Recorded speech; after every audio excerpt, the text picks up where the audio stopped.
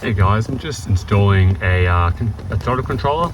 It's the Stealth 4.0 on a A45. Sorry, a Cla45. It's the same on the A45s as well. Basically, just a really quick rundown. This sits in here, under tray. There's two little bolts here you'll have to take out. You need, I think it's a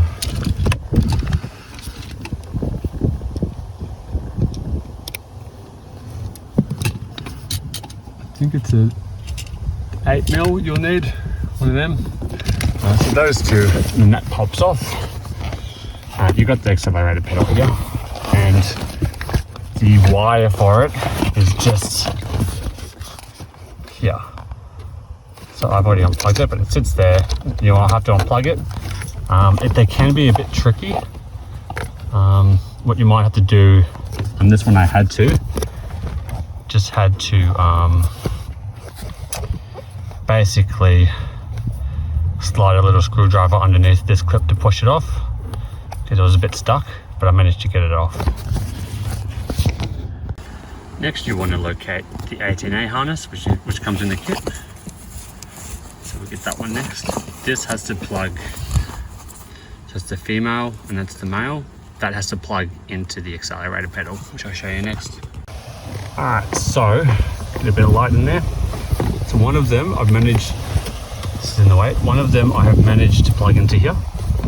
So like that. And then the other end is now plugged into, can't really see it, there. So it's pushed down and it's clicked in. So it looks really messy, but yeah, it's in there, right there. And then the other one is there. So now we've got the main controller box, and we have the screen, and we have a spare wire here. Lastly, we have the OBD2 wire, and I'll show you how they all go in. Alright, so I usually have it sitting there. That's a little screen protector on it as well. And then I run the wiring, I don't know if you can see it anymore.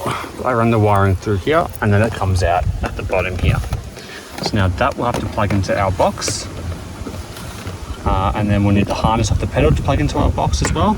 And then we'll need the OBD2 wire to plug into the box, which I'll show you next. Like that, so they're all plugged in there now.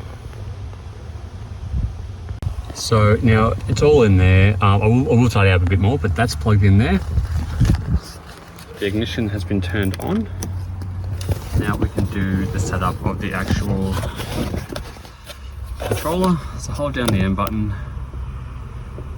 Sorry, my hands are filthy.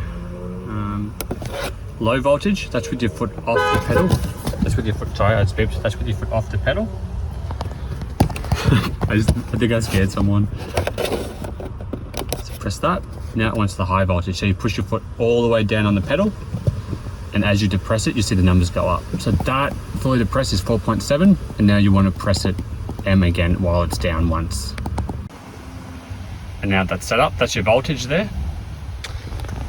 So now we have to tidy it up a bit. Well, first I might give it just a test start before I put everything back in. I'll give it a test start and a bit of a rev, just to make sure that it's all set up correctly. Also, because our controller read over H2.5, it read H4.7 or 4.3, so it's above that number. So we need to adjust these pins to suit. In this case, the top pin has to move across 1 to FU1 on these. That's a voltage stabilizer, which helps us get more performance out of our controller compared to other controllers. So one pin across, like so, to FU1 or type 1, and we're set.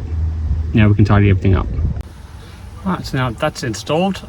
If you want an instruction on how to use the controller, please watch our other video. I think it's titled How to Use, or explaining the modes. So that's all set up. It's on Sport 10 at the moment. Yeah, any more questions, just let us know. Thanks guys.